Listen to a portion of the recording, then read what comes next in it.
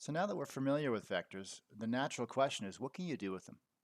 And one of the most fundamental things you can do is you can add them, you can subtract them, and you can multiply them by scalars. So that's what we're going to give meaning to now. Okay, and so in our first example, we've got two vectors. Both of them are two-dimensional vectors. And the way we're going to add them together is as follows. We're first going to add their first coordinates together. So 5 and 3. If you add 5 and 3 together, you get 8. Okay, so let's actually write this out. So 5 plus 3 as the first coordinate. And then the two second coordinates are -2 and +7. So you're going to add those two numbers together. So we'll have -2 plus 7. And that addition now is taking place inside the coordinates. So let's take stock of what happened here. We had two vectors, both of which were two-dimensional, and we added them together, and the result is again two-dimensional. But there's an addition that's taking place inside both the first and the second coordinate of the result. So if you perform that addition, finally you can simplify things and get your actual result. So the first coordinate is going to be 8, and the second coordinate is going to be 5. So that is the sum of the vector 5, -2, and the vector 3, 7. The sum is the vector 8, 5. Okay, so that's vector addition. And one thing to watch out for is notice that both of our vectors that we were adding up had the same number of coordinates, and that's required here. If that weren't the case, then we couldn't add them. For example, you can't take a 4-dimensional vector and add it to a 9-dimensional vector. Both of the vectors have to have exactly the same number of coordinates, and that works for that holds for subtraction as well. Let's look at an example of subtraction. So we've got two 3-dimensional vectors, and we're going to subtract one from the other, and this is going to work the same way as with addition, except instead of adding the respective coordinates, we're going to subtract them. So the two first coordinates are 3 and 1. So we're going to say 3 minus 1 is going to be the first coordinate of the result, or the difference if you want to use that terminology. And the second coordinate will be -1 minus 0, which is going to be, let's write that carefully, -1 minus 0. And then our third coordinate, we're going to have 1 and 2, so we'll go 1 minus 2. And then those subtractions are all taking place inside the coordinates of our result. And then once you actually perform those three subtractions, you'll have the following. You'll have 2, -1, and -1. Okay, and that is the result of that subtraction.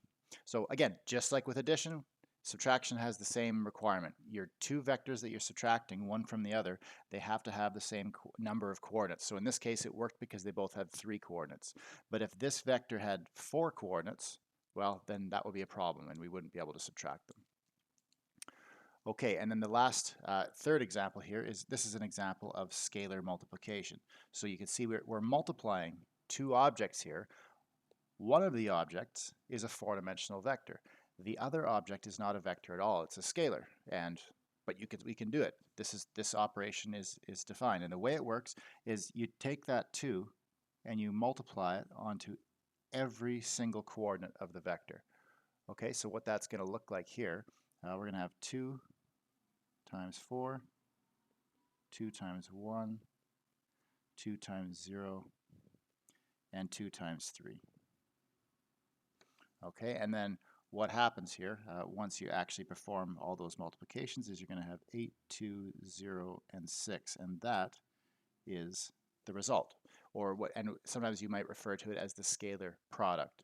So here's in this case it's the sum, in this case it's the difference, and in this case it's a scalar product of the scalar and the vector. So notice that the first two examples were purely vector operations, but the third example is an example of an operation that takes place between a scalar and a vector. And that you have to watch out for order of operations, just like with addition and subtraction of real numbers. You have to pay attention to the order of operations. So in our case, scalar multiplication will take precedence over vector addition or subtraction. So for example, in part A, we're asked to compute 3 times u plus 2 times v, where u and v are actually given to be two-dimensional vectors in the question. So what I mean by that here is this scalar multiplication and this scalar multiplication both have to actually be carried out before this addition happens. You can think of it this way. you can put brackets here if you like. Just to really emphasize that. Although but the point here is that those brackets are not necessary. Those two scalar multiplications automatically happen before the vector addition. And same with in example B, you could put some brackets here. I'm going to put square brackets here just because I don't want to get confused with the round brackets around the -2. And then I could put brackets around the 5v as well. But while those brackets would not be incorrect to write, they're not necessary. The scalar multiplication automatically happens before the subtraction. But enough of that. Let's actually carry out these calculations. So there's a couple of operations going on in each case. Let's start with part A. And this is how you should write these out, especially when you're first starting out. Don't look for shortcuts. Okay, just write these out carefully. So we got 3 times u plus 2 times v. Let's replace u and v with their actual meanings. So u is the vector 1, 5, and v is the vector -3, 8. Okay, and so now what's going to happen, the rule for scalar multiplication is going to kick in here, and then it's also going to kick in here. All right, so we'll perform those operations first. So you'll have 3 times 1, which is 3, 3 times 5, which is 15. So that's the first scalar product. And then for our second vector, we're going to have 2 times -3 is -6, and then 2 times 8, which is 16. So now both of the scalar products have been evaluated, and now all that's left to do is calculate the addition. So now we can add these two vectors together. So they both have 2 coordinates, so we're free to add them. And how does this work? We're going to add the 2 first coordinates, so 3 plus -6, that's going to give us -3. And then the second coordinates, 15 plus 16, that's going to give us 31. Okay, so that's how we can finish that one off. And now in part B, there's not a whole lot that's different. The only difference is you have subtraction. So you watch out for that. And then also one of your scalars that you're multiplying onto the vector happens to be negative. So let's work through this one as well. So let's just start by writing out the problem. So -2u minus 5 times v. So just like we did before, let's replace u and v with their actual meanings. So we've got -2 times the vector u minus 5 times the vector v. Okay, so use the previous example as a guide. First, perform the scalar product. So we're going to multiply that -2 into the vector u. So we're going to have -2, -10, right? If I multiply the 1 and the 5 by -2, they turn into -2 and -10.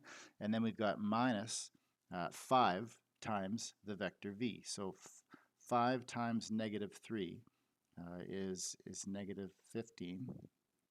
And 5 times 8 is 40.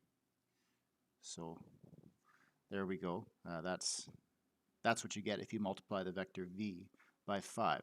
But now we have to perform this subtraction. And watch out, because we've got a double negative to worry about here. So if we subtract the first coordinates, we've got -2 minus -15. So that's like -2 plus 15, which is going to give us positive 13. And then -10 minus 40, that's going to give us -30.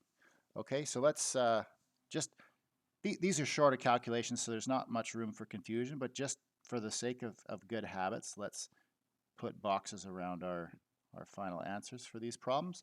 And that's an example of how you can perform vector arithmetic. So this doesn't just work for 2-dimensional vectors. It works for 3 and 4 and 5 and higher dimensional vectors as well.